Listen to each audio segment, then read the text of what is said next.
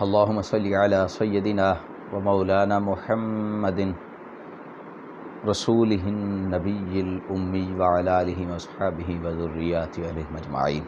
دو video clips ہیں جو social media پہ گردش کر رہے ہیں کہ گویا میں نے خواب میں دیکھا کہ یزید ابن معاویہ سے میری ملاقات ہوتی ہے اور یزید سے ہم نے کہا کہ کیا آپ نے حضرت حسین کو قتل کیا ہے رضی اللہ تعالی عنہ؟ اس نے کہا نہیں۔ تو پھر ہم نے پوچھا کہ اللہ نے تمہارے ساتھ کیا معاملہ کیا؟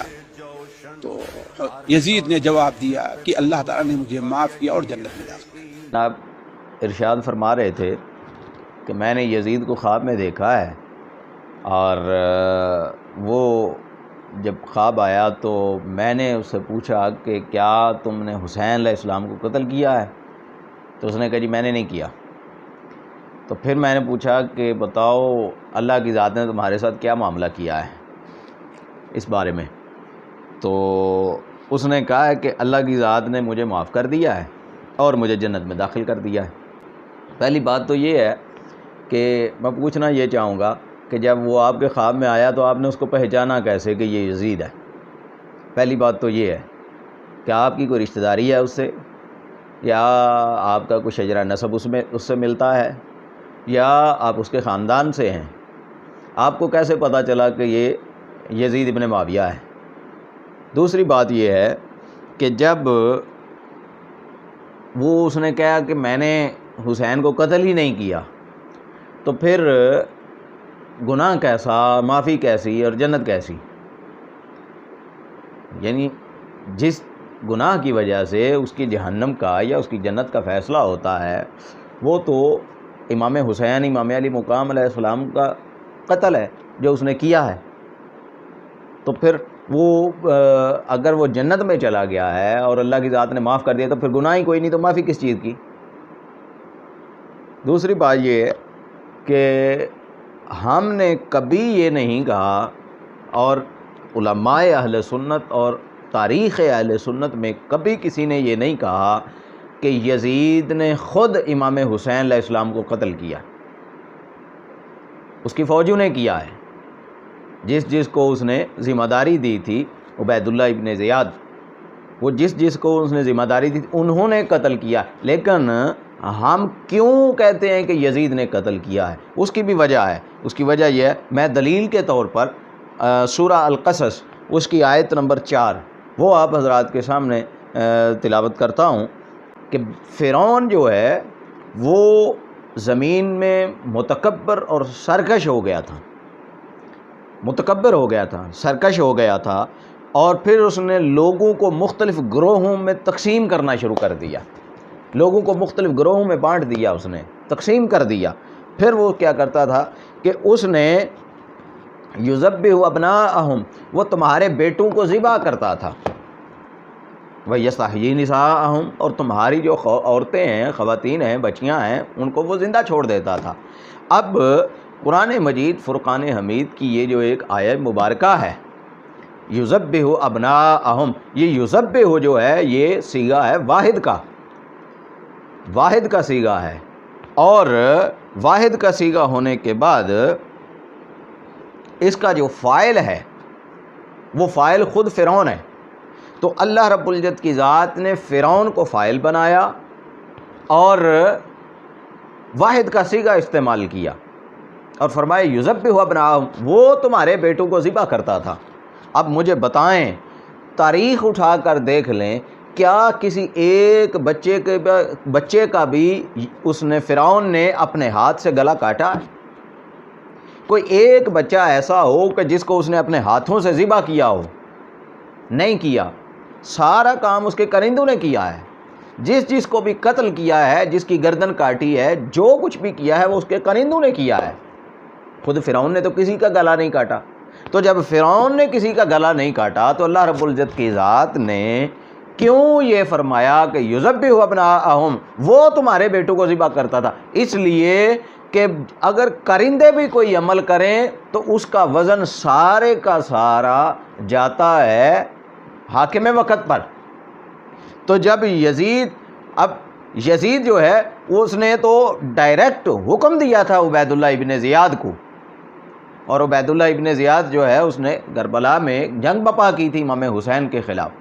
تو اگر دوسری مثال میں اس کی یہ دیتا ہوں، وہ یہ کہ اگر دریائے دجلہ کے کنارے ایک کتا پیاسا مر جائے تو اس کا جواب حاکم وقت سے لیا جائے گا۔ حضرت عمر بن خطاب کا یہ قول ہے بڑا معروف کہ اگر دجلہ کے کنارے ایک کتا بھی پیاسا مر گیا تو قیامت والے دن عمر سے اس کا بھی حساب لیا جائے گا۔ ارے اگر دجلہ کے کنارے پیاسے مر جانے والے کتے کا حساب امیر المومنین سے لیا جا سکتا ہے تو امام حسین امام علی مقام شہزادہ رسول صلی اللہ علیہ وسلم کے قتل کا حساب یزید سے کیوں نہیں لیا جاتا؟ اگر دجلہ کے کنارے مرنے والے کتے کا ذمہ دار حاکم وقت ہے تو پھر بتائیں جس نے رسول اللہ صلی اللہ علیہ وسلم کے شہزادے کا گلا کاٹا ہے، حکم دیا ہے، کیا وہ امام حسین کے قتل کا ذمہ دار نہیں ہے؟ یزید کو بھی ہم کافر نہیں کرتے۔ جھگڑا تو امام علی مقام کا یزید کے ساتھ تھا، فوج کے ساتھ نہیں تھا، پولیس کے ساتھ نہیں تھا، ایجنسیز کے ساتھ نہیں تھا، وہ تو یزید کے ساتھ تھا۔ اور وہ بھی یہ کہ یزید چونکہ جس کو میں بھی کافر نہیں کہتا، شاہ صاحب کافر نہیں کہتے، مفتی صاحب بھی کافر نہیں کہتے، آپ بھی کافر نہیں کہتے، ایسے ہی مفتی صاحب امام صاحب نے لکھا ہے، ویسے امام احمد بن حنبل رحمۃ اللہ علیہ نے، امام احمد بن حنبل رحمۃ اللہ علیہ کے علاوہ کسی نے کافر نہیں لکھا، اس لیے کہ وہ کلمہ پڑھتا تھا۔ اب اس میں شاہ صاحب وہ کہہ رہے ہیں ہم یزید کو کافر نہیں کہتے، امام احمد بن حنبل نے کہا ہے لیکن ہم اس کو کافر نہیں کہتے، امام اعظم نے اس کو کافر نہیں کہا۔ بھائی امام اعظم انہوں نے حضرت نعمان بن ثابت رحمۃ اللہ علیہ رضی اللہ تعالی عنہ، اگر انہوں نے اس کو کافر نہیں کہا تو کیا آپ نے فتویٰ پڑھا ہے ان کا؟ آپ نے دیکھا ہے کہ امام اعظم نے ان کو کیوں کافر نہیں کہا؟ کیوں امام اعظم نے اس کے کفر کا فتویٰ نہیں دیا؟ اگر فتویٰ پڑھیں امام اعظم ابو حنیفہ کا تو امام اعظم ابو حنیفہ رضی اللہ تعالیٰ عنہ وہ اپنے شاگردوں اور اپنے تلامذہ سے ہی کہتے ہیں، امام ابو یوسف نے اس کو نقل کیا ہے، وہ کہتے ہیں کہ ہم یزید کے کفر کا فتویٰ اس لیے نہیں دیتے کہ یہ جو اہل شام ہیں یہ ہمارے جانوں کے دشمن ہیں، اس لیے اپنی زبانوں کو خاموش رکھیں، اس معاملے پر سکوت کا حکم دیا ہے۔ صرف اس وجہ سے انہوں نے کہا کہ یہ جو اہل شام ہیں یہ ہم سے بغض رکھتے ہیں، ہمارے ساتھ نفرت کرتے ہیں، اس لیے کہ ہم اہل بیت سے محبت کا دم بھرتے ہیں۔ تو اگر ہم نے وہ حکومت بھی بنو امیہ اور بنو عباس ان لوگوں کی ہو اور ان لوگوں کی حکومت میں ان کے ہی ایک حاکم کے خلاف کفر کا فتویٰ دے دینا یہ کوئی آسان کام تھوڑی ہے۔ تو امام اعظم ابو حنیفہ انہوں نے ایک حکمت کے تحت انہوں نے فرمایا کہ اس کے اوپر سکوت کر لو، کیونکہ یہ جو اہل شام ہیں یہ ہماری جانوں کے دشمن ہیں، یہ ہمیں فوراً ادھر ہم نے کچھ فتویٰ دیا نہیں، انہوں نے ہمیں قتل کیا نہیں، تو انہوں نے اس وجہ سے اس پر سکوت کیا۔ لیکن کل امت مسلمہ وہ اس کے کفر کی قائل ہے بالاجماع، چند اکا دکا آپ جیسے ہیں جو اس کے لیے کوئی نرم گوشہ نکالتے ہیں اور کوئی راہ نکالتے ہیں، ورنہ زیادہ تر جو امت مسلمہ کا حصہ ہے کثیر وہ اس کے کفر کا قائل ہے، اور کفر کا قائل صرف اس وجہ سے نہیں ہے کہ اس نے امام علی مقام کو شہید کیا ہے، وہ تو جو کیا وہ کیا، اس کا گناہ تو اس کے سر ہے ہی ہے، لیکن اس سے بھی بڑھ کر اگر آپ کی بات کو مان لیا جائے، اگر آپ کی بات کو دیکھ لیا جائے، تو اگر امام حسین علیہ السلام کے قتل کو ذرا چند منٹ کے لیے سائیڈ پہ رکھ دیں تو پھر یہ بتائیں کہ کیا جو واقعہ ہرا ہے اس کا ذمہ دار کون ہے؟ کیا مدینہ المنورہ کی حرمت کو پامال کر کے 3 دن تک گھوڑے اور خچر مسجد نبوی میں باندھ کے حضرت سعید بن مسیب ممبر رسول کے نیچے چھپے رہے ہیں؟ حضرت ابو سعید خدری ان کی بینائی کمزور ہو گئی، بینائی جاتی رہی تھی، اور ان کے بزرگ تھے اور داڑھی پکڑ کر ان کو تھپڑ مارے گئے، 1000 سے زائد بچیاں یزید کی فوج کی درندگی کی وجہ سے مدینہ المنورہ کی 1000 سے زائد بچیاں حاملہ ہوئیں. پورے مدینہ کی عزت کو پامال کیا گیا، مدینہ کی انصار کی عزت کو روندا گیا. وہ 3 دن کے بعد اس نے اپنی فوج کے اوپر 3 دن کے لیے مدینہ کو حلال قرار دیا تھا کہ جاؤ جو دل چاہتا ہے کرو، آج کے بعد 3 دن کے لیے مدینہ تمہارے لیے حلال ہے. ارے وہ مدینہ الرسول جسے رسول اللہ صلی اللہ علیہ وسلم نے حرم قرار دیا ہے، اور آپ نے فرمایا جس طرح مکہ حرم ہے اسی طرح یہ مدینہ بھی حرم ہے، یہ وہاں سے وہاں تک یہ حرم ہے. تو وہ رسول کے حرم میں جس نے یہ کام سارا انجام دیا وہ پھر بھی مسلمان رہا، وہ کافر نہیں ہوا. پھر اس کے بعد وہ واقعہ ہرا سے پھر وہ مکہ کی طرف آتا ہے.